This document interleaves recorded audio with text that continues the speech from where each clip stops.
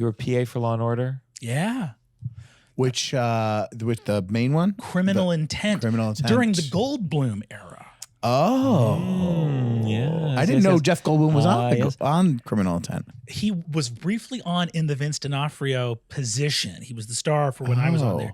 He was so delightful. And Can I tell you what I've heard a lot of Jeff Goldblum stories. yeah. And I have a great one. I can't tell. I'm every so bummed. Jeff Goldblum story I hear from a woman, it sounds like the start of a Me Too story, but they were into it. Yeah. Every story is like, oh, I was doing his makeup and he just kept kissing me up and down my arms, and everyone goes, oh no, and they go, oh no, but it was so cute, and it's like it's someone who oozes a charisma that again, literally I've heard it 3 different times, and everyone in the room, it's the same reaction. Everyone goes, oh no, and they go, oh no. I loved him. I've never been as powerfully sexually charmed in my life as when I first met Jeff Goldblum. Yeah. That's a reality. Can I show you how he shook my hand? Please. Absolutely. So I'm standing at the back of what I believed to be a real room. It was a fake room. It was on wheels. It was set walls. I'm standing watching a rehearsal go down, and I hear a creak behind me as a corner of the room begins to open. And not knowing that it was a set, I was like, some Lovecraftian horror. I'm like, the hounds of Tyndalos are about to leap out. My life is over. And instead, through the crack in the wall, Jeff Goldblum, spidery snake, one leg in, other leg in, full suit, appears. And it's only me. I'm the only one who's noticed him. I'm at the back of a large group of people in this space setting up a shot. And he looks and goes, hello, hello, hello. And this is the handshake he does. I'll perform it on you both right now.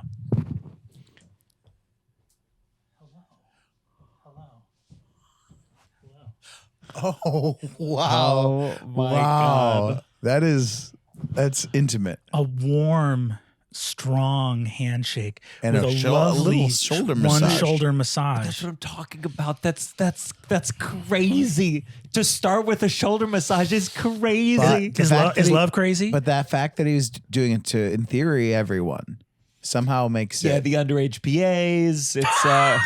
It's great. I was 22. He was 22. Okay. He's a Did 22 he ask year him, old. hey, before I shake your hand, can I see your ID? I don't want to get in trouble over here. Oh, Listen, I don't know the interiority of Jeff Goldblum in his mind, but I do know that he was he was a character. And again, he was that energy was certainly shared with me very potently in that moment.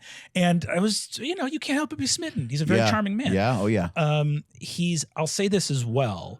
He, the best thing, he was like always very gregarious and fun on set. And, the wildest Jeff Goldblum story that happened to me while I was on set was, we were filming on location in a foster home way out in Brooklyn. It was a place that was like these, those like old sort of Edwardian Victorian like manor houses, old kind of like it's like one rich family would have lived here, and it would have been like a manor home for an important, well-to-do family, right?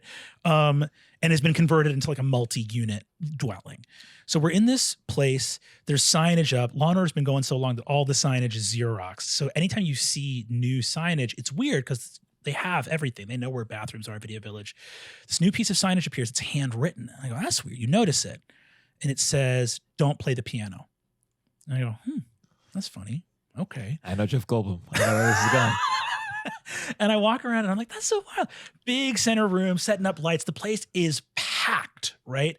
With grips and gaffers and everybody, production's there, ADs, all this stuff. And I saw the standing piano earlier in the day. It was just like a small little standing piano. And I begin to hear, as does the rest of the crew, on the keys. And the Law & Order theme song begins to lilt out over the crowd. And a voice, and this 6.5 foot tall, this like ogre of a man comes barreling out and goes, I told you people one fucking thing. I said one thing. You don't touch the fucking piano. That was the rule. That was the condition. Just barreling. The crowd of crew members parts like the Red Sea. Jeff Goldblum perched like a gargoyle like on his feet, like the balls of his feet are the only thing touching the bench. Whips around, sees the man, looks horrified, and goes, "Chung Chung," and.